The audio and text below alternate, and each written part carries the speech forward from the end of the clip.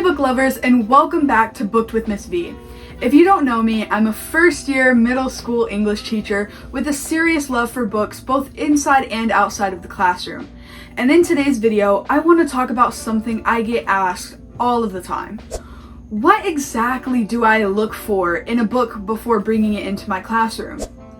And you know, the answer is never just as simple as, is it a good book? Even though that does help. Part 1. Readability and reading level. As an English teacher, one of the very first things I evaluate is readability.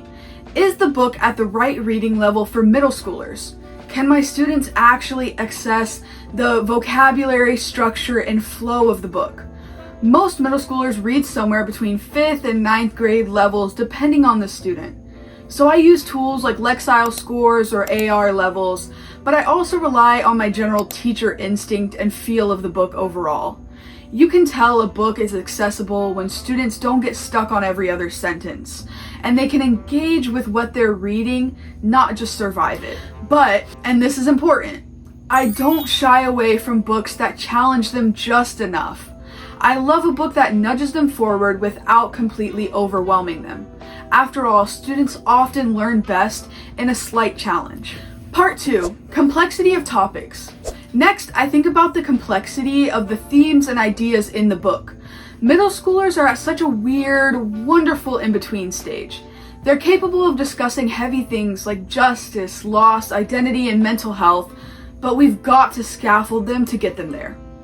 For example, a book like Inside Out and Back Again is beautiful for introducing topics like war, immigration, and resilience, but it's also written in verse, which can be a great way to make it more approachable for middle school students.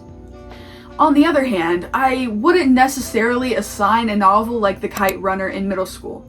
Not because it's not a beautiful and powerful novel, but because it demands a different level of emotional readiness that many of my students just don't have. I always ask, can we have a meaningful classroom conversation about this without me needing to be a therapist? Part 3. Developmentally appropriate content. This part's tricky, especially today. I look closely at what's actually happening in the book. Relationships, language, violence, trauma, sexual content, you name it. And I ask, is this appropriate for the average middle schooler? Not just the most mature kid in the class. And yes, this means sometimes saying no to a book that I love personally, because classroom safety and emotional well-being have to come first. But here's the thing, books don't have to be sanitized to be safe. Students can handle difficult realities and reading challenges. They just need guidance. So I often look for books that open the door to tough topics without throwing kids into the deep end. Some examples that I personally love and plan on incorporating into my classroom library are Front Desk by Kelly Yang. This discusses immigration, racism, and economic hardship in an accessible way. Ghost by Jason Reynolds. I love the discussions and the talk around trauma, perseverance, and identity, and how this really brings it down to a level that middle schoolers can relate and understand to. The Crossover by Kwame Alexander. I love the way that this book touches on topics of family, loss, and masculinity overall throughout the entire novel. Part 4. Moral and ethical undertones. As a teacher, and honestly just as a human being, I care a lot about what kind of moral compass a book has.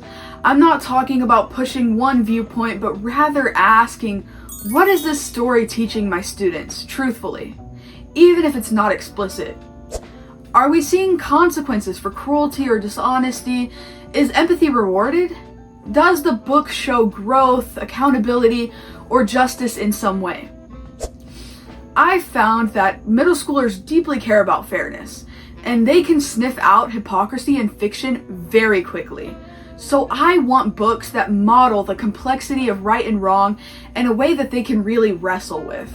Part 5, and honestly the most important as a classroom teacher, is connection to the Florida B.E.S.T standards.